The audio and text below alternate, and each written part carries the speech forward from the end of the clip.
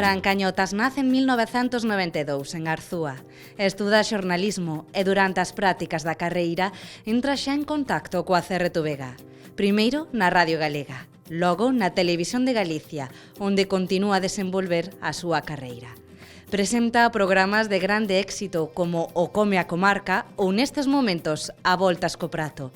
Preguntámoslle pola gastronomía galega, polos desafíos que a intelixencia artificial deixa na comunicación e falamos tamén da Televisión de Galicia. Todo elo na Escola Unitaria no barrio de San Pedro, en Compostela.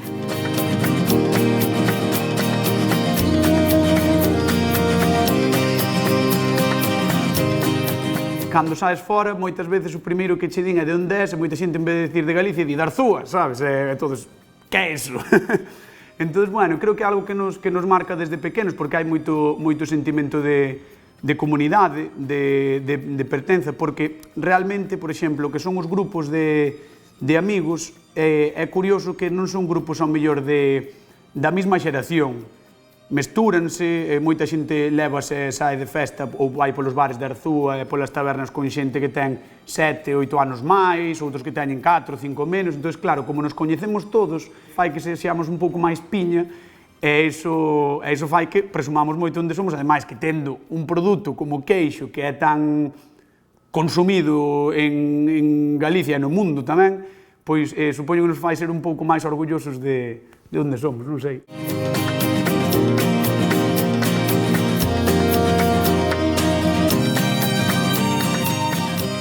Sempre fui un rapaz que lle gustou moito comunicar. Non era o típico de que se a mí me chamaban na festa do queixo de rapaz para presentar o pregón, eu iba ali presentar o pregón. Se había orquestas e había que subir falar os da comisión, pois subía eu con 12 anos ali en Santa María, na miña parroquia, e falaba. Sempre me gustou moito. É algo que me ven xa dado pola parte familiar. E así foi, eu cando fixen a selectividade non entrei aquí en Santiago, non era tan bo estudiante como os demais, marchei ao País Vasco, tamén o puiden fazer gracias ás becas, porque senón meus pais non o podían pagar.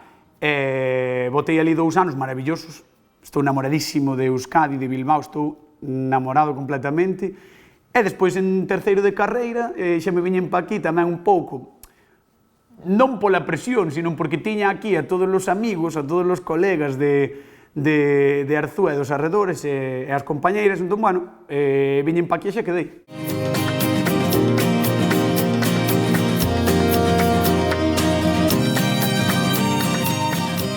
Hai cousas nas que a USC é mellor e hai cousas nas que a UPV é mellor.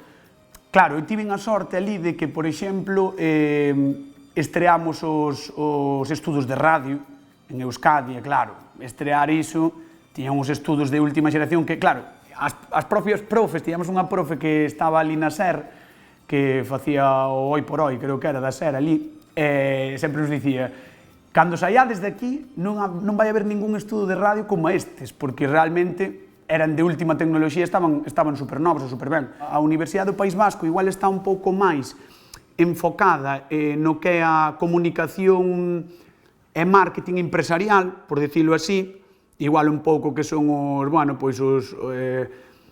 grupos de comunicación das empresas e demais, e aquí sí que temos vinculada aos medios.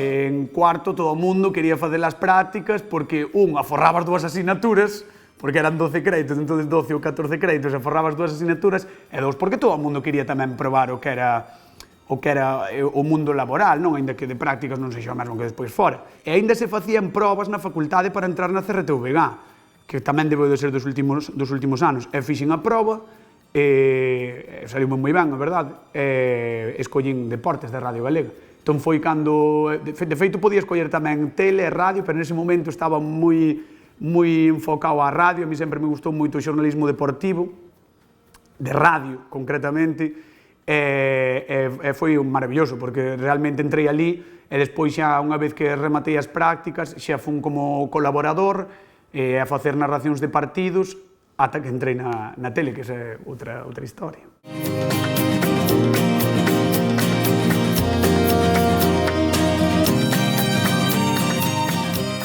cada X tempo saen contratos de formación destes de, creo que agora é de un ano, antes eran de 2 anos, e entrei en setembro do 17 ali nas redes sociais da Televisión de Galicia.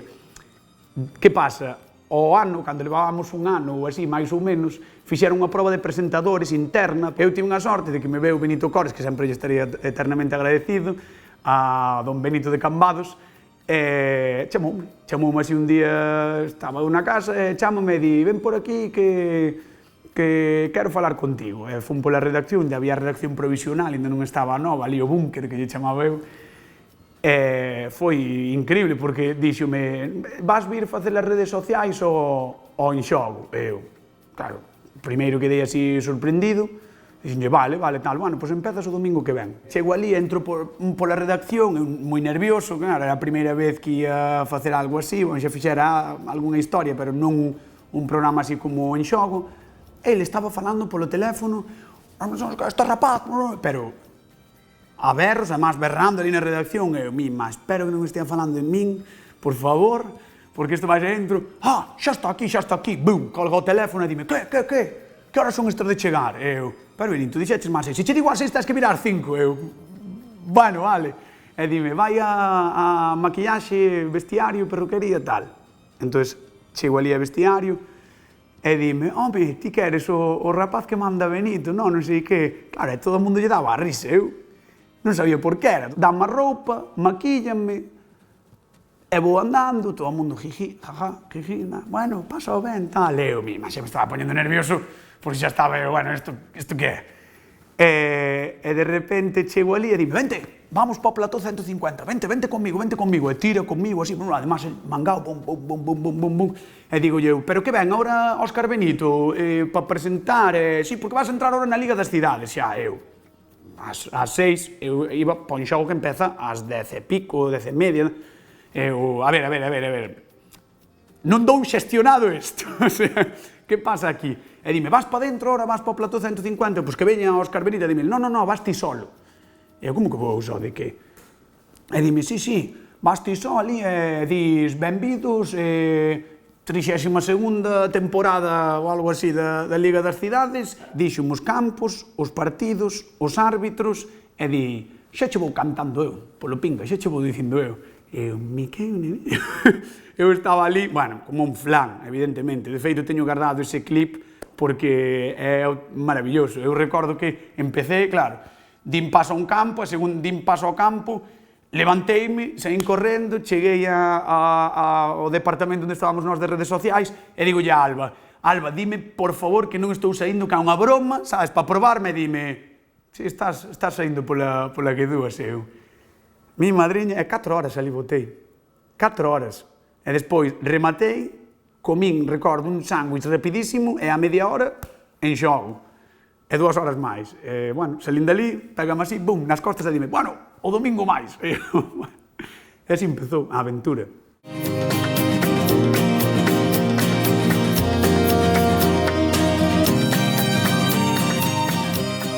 Dixeronme se quería ir presentar polo verán os programas que fan de tarde, de verán, que vas polas praias ou tal.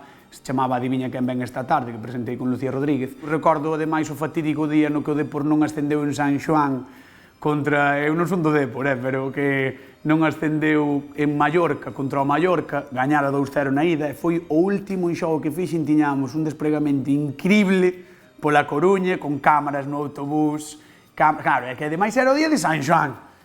É que iso non se fai deportivo, non se fai iso. Entón, claro, de repente marchei dali, o programa acabou como 2 horas e media antes do que tiña que acabar, porque se non ascendía acababa antes, evidentemente, e marchei, isto foi pois un sábado, un domingo, non recordo, e o luns, fun xa unha produtora porque ia empezar ese programa o luns seguinte, o sea, tiña como unha semana de descanso e empecé ali. Que pasa? Rematou ese verán, o programa, pois, bueno, era un programa de verán e funcionou relativamente ben, e chamoume o director do Come a Comarca e dixo que quería probar un rapaz ou unha rapaza nova, que non quería ninguén que estivese, bueno, que xa levase moito tempo na tele e tal, e así foi. A min gustoume sobre todo a primeira temporada porque era na que se enfrontaban cociñeiros que eran profesionais disto contra un grupo de xente que pasaron casting e que eran amateurs da cociña que lle gustaba a cociña, e claro, enganchou moitísimo o público esa primeira edición, sobre todo porque tiñamos xente tan variopinta como Rulo, cantante da Panorama, o exalcalde de Oia, pasámoslo genial, e máis a final foi aí no Obradoiro, coa catedral de fondo, foi incrível, a verdade é que sí. E o da gastronomía eu creo que ven un pouco dado, a mí sempre me gustou moito comer, pero sí que é certo que hai moita xente que me di eres o da cociña da TVG, o da cociña da TVG, porque xa me viron en varios fregaos.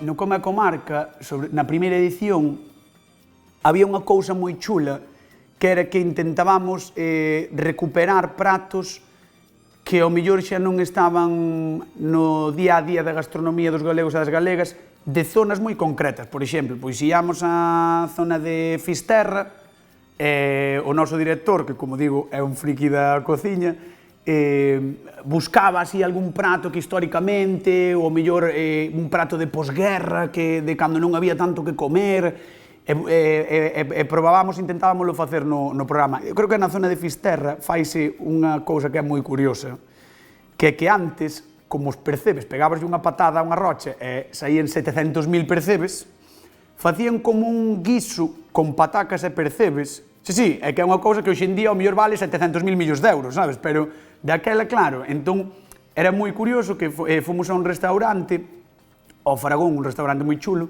e ali fixéronos ese guiso, está boísimo, pero claro, non se parece nada ao que estamos acostumados de comer de percebe.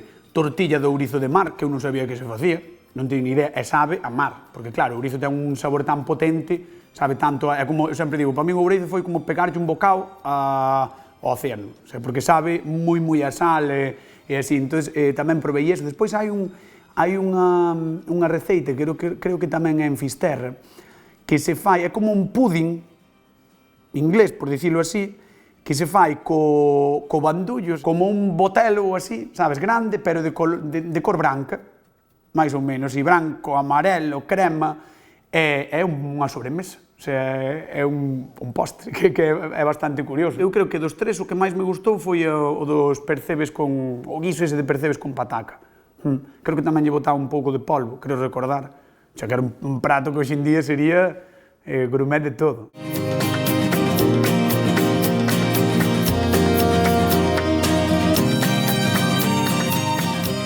Aquí, sobre todo, máis que a min, o traballo teñeno as miñas compañeras, as miñas 4 compañeras que son unhas auténticas cracks e unhas artistas, e son a alma deste programa. Ti entras na nosa redacción e teñen unha pizarra, que ás veces non respetan, unha pizarra e teñen as receitas de todo o mes. O sea, elas van pensando que iso é incrível. Entón, claro, moitas veces chegamos, comentamos, a ver, despois veñen os cociñeiros e din pois ao mellor podemos facer isto en vez desto. Moitas veces non saben que nós facemos os bloques do programa que teñan unha orde concreta por algo, para mostrarlle á xente, pois mira, así limpa o peixe Begoña, mirade que ben o limpa, tal, non sei que, non sei canto, pero despois eles ás veces poñes a facer as cousas, veña ou non veña a cámara, estea ou non estea eu, é un equilibrio, non? Un equilibrio de xente, de moito traballo que fan, sobre todo elas. Non sei, a verdade é que está guai.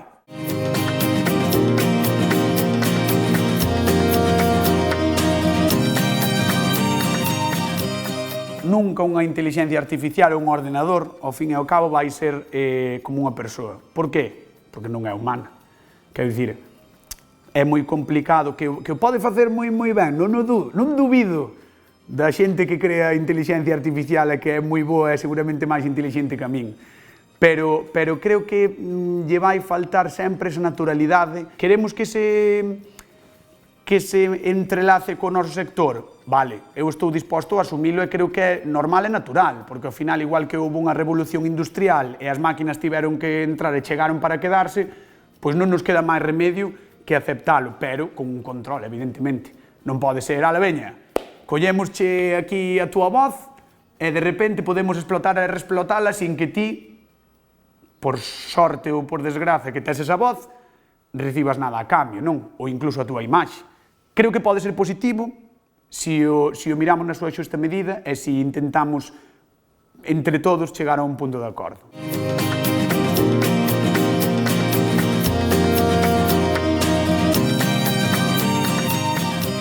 Non creo que o chat GPT teña todos os condicionantes que ten que ter un produto feito por e para a Televisión de Galicia ou para nós TV ou para a xente desta contorna. Quero dicir, é moi difícil que cheguen a ser conscientes de todo iso coa inteligencia artificial, porque ao final cada televisión, cada xornal, cada radio ten o seu nicho de mercado e son específicos para un grupo de persoas. Entón, bueno, creo que ao mellor botarse ao monte, con poñer un presentador ou facer guións ou facer películas, eu creo que te vas dar conta, igual que te das conta cando ves unha publicación. Ou eu teño unha visión privilexiada, que creo que non, porque son miope e teño estigmatismo, ou moitas veces doume conta.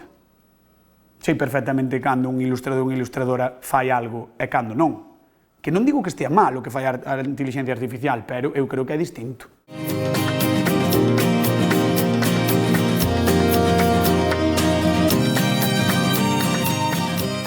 É unha pregunta complicada para min, para un home, porque se o tiven, non me din conta.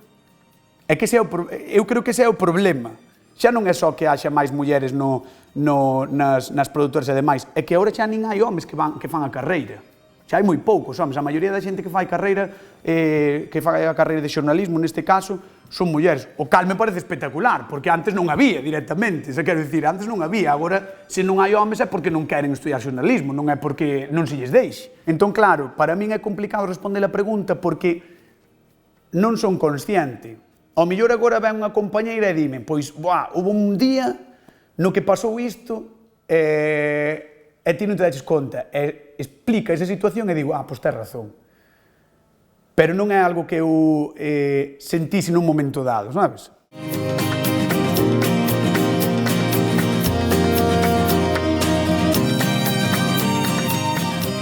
Teño a sorte ou a desgraza de estar en entretemento.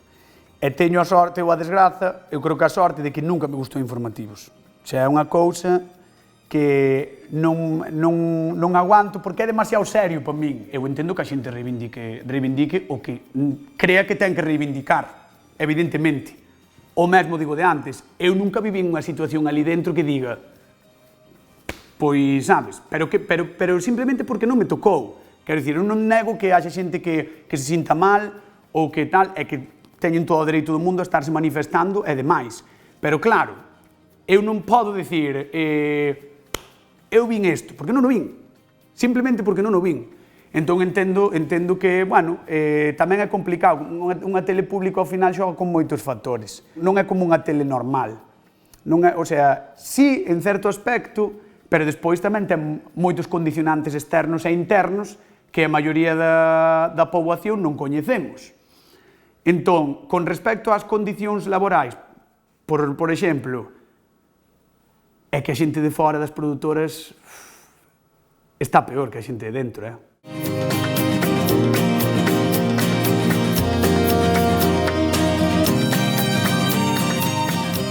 Eu creo que o peor do noso traballo é a estacionalidade. O sea, eu creo que realmente o que te fai sufrir, o que te fai sufrir máis mentalmente, ao mellor. Teño a sorte de que estou nun programa diario, traballas todos os días e ao final de mes, pois ganos uns cartos. Pero claro, cando gravas un prime time ou gravas programas que se gravan durante 2 ou 3 meses e despois vas para a casa e ao mellor botas, pois se tes sorte pouco tempo, se tes mala sorte máis tempo na casa, ese o primeiro mes estás moi ben porque, bueno, ves de gravar e tal. O segundo mes xa lle das voltas á cabeza e a partir do terceiro mes xa te subes polas paredes. Se che gusta, hai momentos bons e momentos malos, como en todos os traballos, e como en todas as etapas da vida, e como en todo.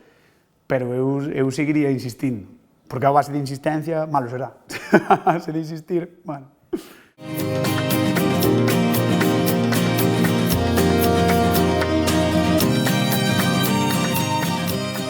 Desde que empecé na radio e na tele, pois sempre me pararon un pouquiño, non? Sempre, ai, tal, aí vai o do Enxogo, aí vai o de tal, o do Galicia en goles, o do Coma e tal. Pero como agora, na vida, eu teño un problema, que é que enredo nunha pola. Os meus colegas sempre me digan que é imposible contigo, é imposible, porque parte calquera, ti en vez de te saludar ou tal, non sei que, ou sacar unha foto, o que sexa, ti enredas ali a falar, no, pois outro día fixestes unha pizza e tal, eu, sí, que levaba tal, estaba boísima, non sei que, entón, claro, moitas veces están os meus colegas ou a miña parella esperando ali por min, dicindo, que, home, ti que? É simplemente que me gusta compartir experiencias, pero sí que é verdade que a maioría da xente, o 99,999% da xente que me para a min ou a Xulio ou a Begoña, é para darnos as felicidades, os parabéns, é porque ven o programa, que lles encanta, é que aprenden moitísimo, e eu creo que ao final, bueno, é o que buscamos. O que buscamos é que a xente aprenda, que sexa un pouco didáctico.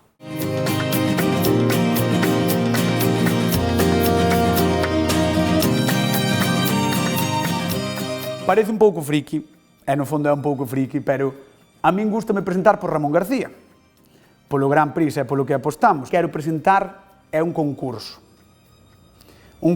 ou de preguntas e respostas, ou de probas, ou non sei, é unha que a xente dime, un concurso, pero se poderías presentar, non che podía gustar, eu que sei, calquera outra historia, non, pois a min un concurso, repartirlle cartos á xente, non sei. E despois outra cousa é un proxecto persoal que teño que se chamaría A Cañoteira, e sería un programa estilo, pois, non sei, ou La Resistencia, ou como era Buenafuente, ou épocas incluso do Land Rover, nos que había sofás, entrevistaba un pouco tamén o entrevistado, sabes? A parte de entrevistar, vacilar tamén moito, poñelos en situacións comprometidas, non sei, é algo que creo que estaría guai e que creo que funcionaría e que me gustaría facer.